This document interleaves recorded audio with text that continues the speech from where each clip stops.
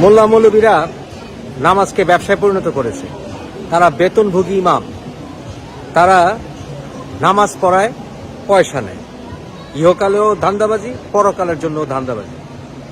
তারা মুসলমানি করায়, খতনা করায়, এটা করেও তারা ব্যবসা করে। তারা বিয়ে পড়ায়, এটা করেও তারা ব্যবসা করে। তারা হজ করায়, হজ করিয়ে তারা পয়সা নেয়।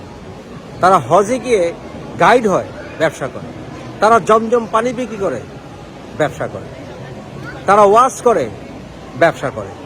কোরআন মুখস্থ করায়, ব্যবসা করে। আরবি ভাষা শেখায়, ব্যবসা করে। মাদ্রাসা চালায়, ব্যবসা করে। বড় বড় মসজিদ বানায়, এখানেও তারা ব্যবসা করে। মসজিদ কমিটি করে, মাদ্রাসা কমিটি করে, তারা ব্যবসা করে। তাদের প্রতিটা পদক্ষেপে পদক্ষেপে তারা ব্যবসা করে। তারা আউলিয়াদের অনুসারীদেরকে বলে ব্যবসায়ী। বাংলাদেশে ইসলাম প্রতিষ্ঠিত করেছিলেন সুফি সাধকরা, আউলিয়ারা। তারা বাংলাদেশে ইসলাম প্রতিষ্ঠিত করেছিলেন। কিন্তু গত কয়েক দশকে এই পেট্রো ডলারের কারণে এবং আন্তর্জাতিক রাজনীতির কারণে এই ওয়াহাবিজম এবং সালাফিজম বৃদ্ধির সাথে সাথে যারা মাজারে যাতায়াত করেন বা যারা আউলিয়াদের দরবারে যান, যারা সুফিদের দরবারে যান, তারা যারা সাধু এবং ঋষিদের সংস্পর্শে থাকেন, তাদের সবাইকে অপমানসূচক বিভিন্ন কথা তারা বলেই চলেছে এই সকল মোল্লা মৌলবীরা। মাদ্রাসা বৃদ্ধির সাথে সাথে প্রকৃত ইসলামের দিকে মানুষকে ডাকার অর্থে তারা আসলে যারা মাজারে যায়, যারা আউলিয়াদের দরবারে যায়, যারা ঋষি সাধুদেরকে সম্মান করে, যারা বিভিন্ন ধর্মের মানুষদেরকে সাথে নিয়ে চলে, তাদেরকে তারা কবর পূজারী, আধা হিন্দু, মুনাফেক, কাফের, শিরকারী বলে প্রচার করে আসছে। কিন্তু এর একটি চ্যালেঞ্জ করা দরকার। আমি আমার গবেষণায় আমি সুনিশ্চিত বর্তমানে যারা এই সকল মোল্লা মৌলবী আছে, তারাই বরঞ্চ ইসলামের নামে সবচেয়ে বেশি শিরক করে চলেছে। বর্তমানে যারা সুফি সাধনায় এখনো আছেন, যারা আউলিয়াদের অনুসরণ করেন, অথবা যারা বিভিন্ন ধর্মের মানুষদের সাথে নিয়ে চলেন, অথবা যারা অন্য ধর্মের ঋষি সাধু এদেরকে সম্মান করেন, তারাই আসলে প্রকৃত সুফি এবং তারাই আসলে প্রকৃত সনাতনী, তারাই আসলে প্রকৃত মুসলিম। এটা আমি চ্যালেঞ্জ করে বলতে পারি এবং এই ভিডিওটি চ্যালেঞ্জ করার উদ্দেশ্যেই করা। আমি সকল বাংলাদেশের মোল্লা মৌলবীদেরকে চ্যালেঞ্জ ছুড়ে দিচ্ছি। সহজ ব্যাপার, মাজারে যাওয়া শিরক তো নাই, বরঞ্চ মাজারে গেলে রহমত আসবে। এবং আমি চ্যালেঞ্জ করে বলছি, মাজারে গিয়ে গান গাইলে, মাজারে গিয়ে নাচলে, গান তো আছেই, নাচলে বরঞ্চ সেটা শিরক হবেই না, সেটা প্রকৃত ইসলামিক রুটস হবে, অর্থাৎ মূলে চাওয়া হবে।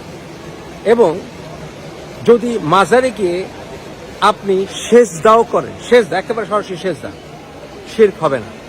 মাজারে গিয়ে আউলিয়াদের কাছে কিছু চাইলে সেটাও শিরক হবে না। আউলিয়ার কাছে চাইলে শিরক হয় না।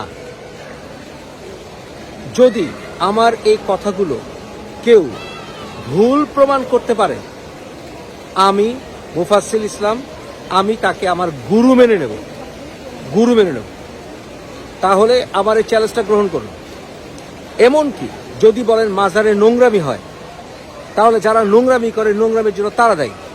মাজারে গিয়ে যদি মনে করেন হালকা বিস্তর গাঞ্জা খায় কেউ, গাঞ্জা আমাদের ট্রেডিশনে, আমাদের ইতিহাসে শত শত বছর ধরে আছে। গাঞ্জা খেলেই সে কাফের মুরতাদ হয় না, গাঞ্জা খেলেই সে মুশরিককারী হয় না। কিন্তু গাঞ্জাকে যদি কেউ অ্যাডিকশনে ভোগে, কেউ যদি গাঞ্জাকে অ্যাডিকশন হিসেবে নিয়ে নেয়, সেটা তাহলে তার মেডিকেল অ্যাটেনশন দরকার, তার ট্রিটমেন্ট দরকার, এবং সেটার পেছনে তার যে দুঃখ সেটা বুঝতে হবে। অনেকে আছে যারা এই গাঞ্জাতে তারা অ্যাডিকশন হয় স্বভাবের কারণে, তারা মাজারে যায় না আউলিয়ার জন্য, তারা মাজার যায় গাঞ্জা খেতে। ভাই, মাদ্রাসায় অনেক মৌলবী পড়াতে যায় বাচ্চাদেরকে বলাৎকার করার জন্য, কিন্তু এর অর্থ কিন্তু এই নয় যে কোরআন দায়ী, রাইট?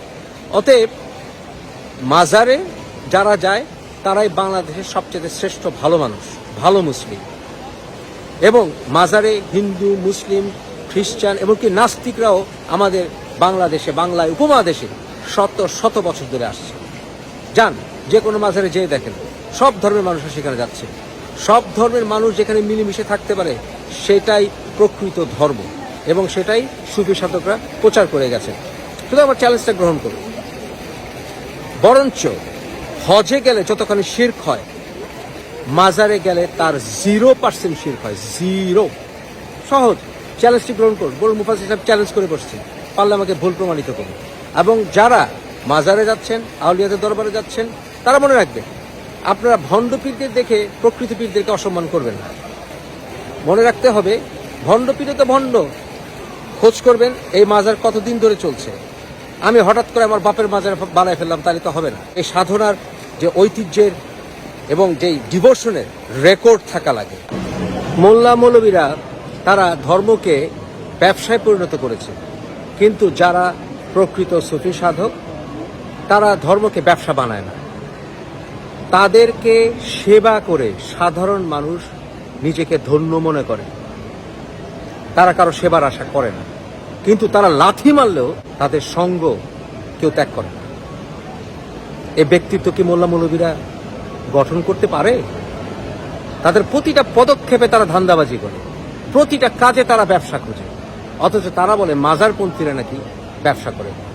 ভণ্ড পীর, ভণ্ড মাজার করে যাদের প্রাথমিক টার্গেট হচ্ছে ব্যবসা করা, তার অর্থ এই নয় যে তারা সুফি সাধনা করে।